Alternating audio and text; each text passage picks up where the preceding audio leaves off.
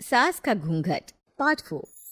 अब तक हमने देखा कि देविका के ससुराल के आदमी औरतों को घर के अंदर नहीं आने दे रहे हैं।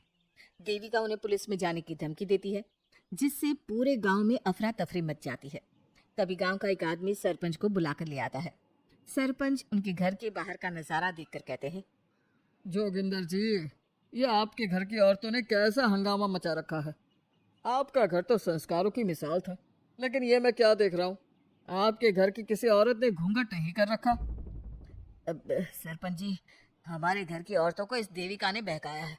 हमने पहले ही इन सबको चेतावनी दी थी कि अगर ये घर से बाहर गई तो हम इन्हें घर में नहीं आने देंगे। अब ये देविका हमें धमकी दे रही है कि पुलिस को बुलाएगी। क्या पुलिस? इस गांव का बरसों पुराना इतिहास रहा है। इस गांव में कभी पुलिस नहीं आई। गांव के सभी फैसले हमने मिलजुल कर किए हैं। जोगिंदर, तुम्हारे घर का फैसला पंचायत करेगी। सरपंच जी, आपने ठीक कहा। पंचायत दोनों तरफ की बातें सुने और जो भी फैसला पंचायत करेगी वो हमें मंजूर होगा। तो ठीक है, आज दोपहर को सभी गांव की चौपाल पर इकट्ठा होंगे और वहीं तुम्हारे घर का फैसला होगा। सरपंच वहां से चला जाता है। घर के आदमी घर के अंदर जाकर दरवाजा बंद कर लेते हैं और घर की औरतें वहीं घर के बाहर पेड़ के नीचे बैठ जाती हैं। तभी विमला कहती है, देविका बहू, तुम्हें भूख लगी होगी ना? नहीं माँ जी, मुझे भूख नहीं लगी, मैं ठीक हूँ। बहू, तेरा बच्चा छोटा है अभी, तुझे भूखा नहीं रहना चाहिए। वेदा, सुजाता, जाओ पास में जो पंडित जी का बाग है ना, वहाँ से कुछ फल तोड़ ला। वीना और सुजाता पास के बगीचे से खूब सारे फल तोड़ कर ले आती हैं। सभी औरतें फल खाती हैं। तभी देविका कहती है, आप सब घर से बाहर निकले, घूंघट उतार दिया तो इन मर्दों की इज्जत चलेगी, लेकिन हम सब घर के बाहर भूखे प्यासे बैठे हैं। इस बात पर इन अहंकारी मर्दों को शर्म क्यों नहीं आ रही? हाँ देविका, तुम ठीक करी हो।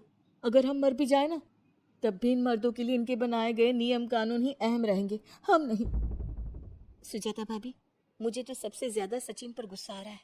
उसने मुझसे लव मैरिज की थी, क्या क्या वादे किए थे कि मेरा साथ कभी नहीं छोड़ेगा, और आज उसने मेरा साथ छोड़ दिया। अपने बच्चे को एक बार भी नहीं देखा उसने। देविका, वो शुरू से ही ना डरपोक रहा है। लेकिन इन सारी बातों को छोड़ो, मुझे तो इस बात की चिंता हो रही है कि पंचायत में न जाने क्या फैसला होगा। पता नहीं वो इंसाफ करेंगे भी या नहीं। बीना दीदी, आपको अभी भी पंचायत से इंसाफ मिलने की उम्मीद है? अगर इस गांव की पंचायत में सच में इंसाफ करने की भावना होती तो सरपंच जी अभी हमें घर के अंदर जाने देते। देखा नहीं कितना जहर उगल कर गए हैं हमारे खिलाफ। तो बहू, अब हम क्या करेंगे? पंचायत तो हमारे खिलाफ ही फैसला सुनाएगी। पहले तो हम अपनी सारी बातें रखेंगे। अगर ये लोग नहीं माने तो आपको वही करना होगा जो मैं कहूँगी। लेकिन एक बात आप याद रखना, किसी भी सूरत में हम झुकेंगे नहीं, क्योंकि हम सही हैं। देविका सभी औरतों को समझा रही थी। तभी वहाँ एक गांव वाला आता है। आप सभी को पंचायत में बुलाया है। उस गांव वाले की बात सुनकर सभी औरतें पंचायत में पहुंचती हैं। वो देखती हैं कि उस पंचायत में सारा गांव इकट्ठा हो गया है। बहुत सारी औरतें लंबे लंबे घूंघट करके वहां आई हुई हैं। तभी पंचायत की कार्यवाही शुरू की गई और घर के आदमियों से पूछा गया कि वो घर की औरतों को घर में क्यों नहीं रखना चाहते। हमारे घर की औरतें ना तो घूंघट उतारती है और ना ही किसी डॉक्टर से इलाज करवाती है, और हमारे मना करने के बाद भी इन सब ने घर से बाहर कदम रखा, हमसे ऊंची आवाज में बात की। हमने इन सबको चेतावनी भी दी, लेकिन इन्होंने हमारी बात नहीं सुनी। अब ये सभी औरतें हमारे घर में नहीं रह सकती। अब औरतें अपना पक्ष रखें। ये कानून की किस किताब में लिखा है कि औरतों को घूंघट करना चाहिए? और अगर मेरे ससुराल की औरतें मुझे डॉक्टर के पास ना लेकर जाती तो ना मेरा बच्चा जिंदा बचता और ना ही मैं। लेकिन दाई अम्मा से हम इलाज करवा रहे थे ना। दाई अम्मा को कुछ समझ में नहीं आ रहा था। देविका का इलाज दाई अम्मा के बस की बात नहीं थी। काफी देर तक दोनों पक्षों में बहस चलती रही।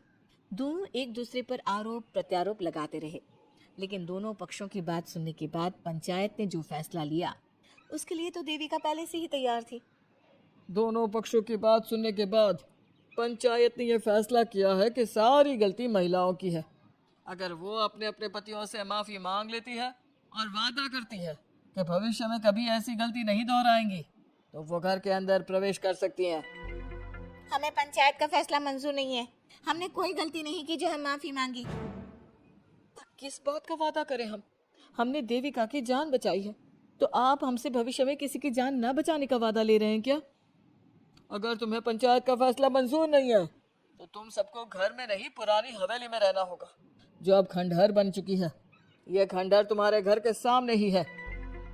सरपंच जी, आपका फैसला सही नहीं है। एक बार और सोच लीजिए इस फैसले के बारे में। ओ शहर की छोरी, 4 किताबें क्या पढ़ ली, हमें सही गलत का पाठ पढ़ाएगी? तुझे पता नहीं कि पंचायत का फैसला यहाँ सदियों से चलता आया है और लोग उसी को मानते आए हैं। अच्छी तरह जानती हूँ सरपंच जी। अगर मैं चाहूँ तो आपके इस फैसले को कोर्ट की चौखट तक ले जा सकती हूँ।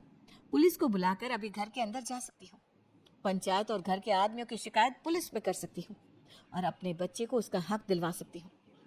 लेकिन नहीं, मैं ऐसा नहीं करूँगी। मैं उसी खंडहर में रहूँगी और इस गांव के आदमियों को दिखा दूंगी कि औरत खंडहर को भी महल बना सकती है, और वो भी बिना किसी आदमी की मदद के। सारे गांव की औरतें देविका की बातें सुनकर हैरान हो जाती है। उनका जीवन घूंघट और घर की 4 दीवारी के बीच में ही था। कोई औरत अपने हक के लिए पंचायत से भी टकरा सकती है, ये बात उन्होंने पहली बार सुनी थी। अब देविका घर की औरतों के साथ खंडहर में चली जाती है। माँ जी, ये खंडहर तो काफी पुराना है। भाभी, खंडहर पुराने ही होते हैं। मुझे तो डरावना भी लग रहा है।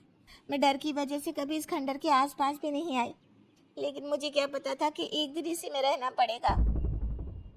ये तो टूटा फूटा भी बड़ा है। माँ जी, एक काम करते हैं, ये खंडहर तो काफी बड़ा है, इसलिए एक हिस्से की साफ सफाई करके उसे ही रहने लायक बना देते हैं। बाद में धीरे धीरे पूरा खंडहर ठीक कर लेंगे। हाँ बहू, तुम ठीक कह रही हो। विमला भाभी और मैं इस खंडहर के टूटे हुए हिस्सों पर मिट्टी और ईंटें लगा देते हैं।